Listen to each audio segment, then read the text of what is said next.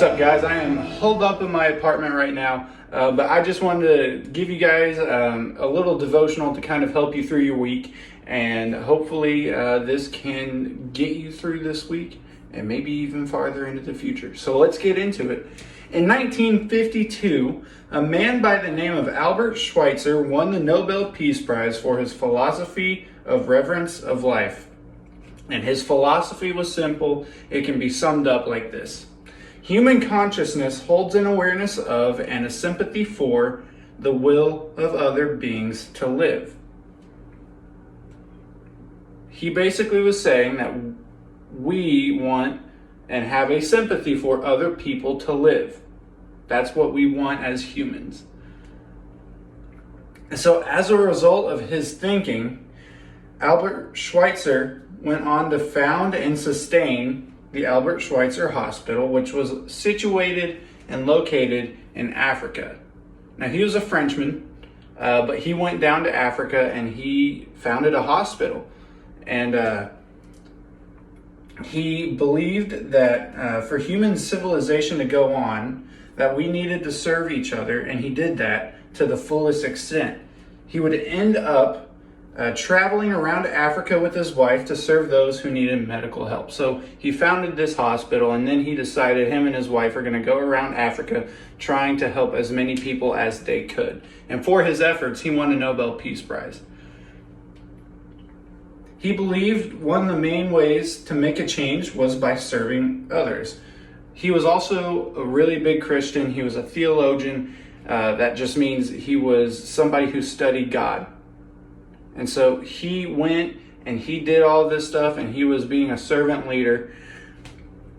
And so scripture talks about this. So in Mark chapter 10, verses 42 through 45, it says this: Jesus called them together and said, "You know that those who are regarded as rulers of the Gentiles lord it over them, and their high officials exercise authority over them.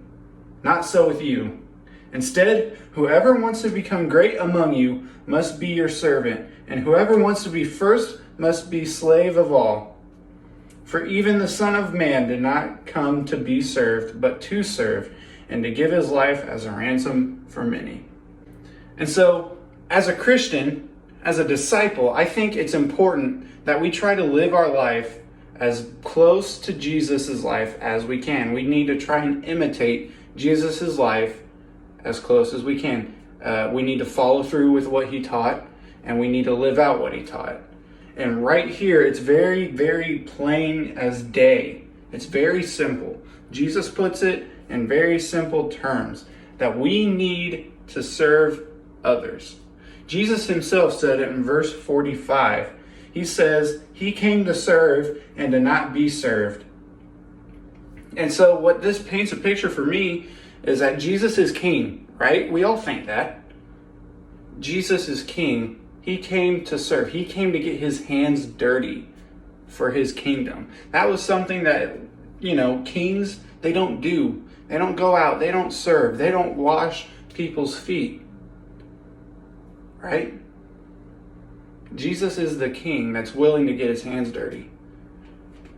Jesus is the king that lived out this servant leadership. But I think it's important to serve, but how do we serve? You can go out, you can volunteer. You can go out, you can do this or that and the other. But I think we need to look within ourselves. And I think the first thing that we need to realize that whenever we serve, it needs to be rooted in love. We need to not be doing it for selfish gain. We need to be doing it because we love one another. And then I think that we need to be the one to initiate this servant leadership so that others will see what you're doing and follow. Jesus did this. And then the disciples, they came along and they started being servant leaders to everybody else. They scattered across the world.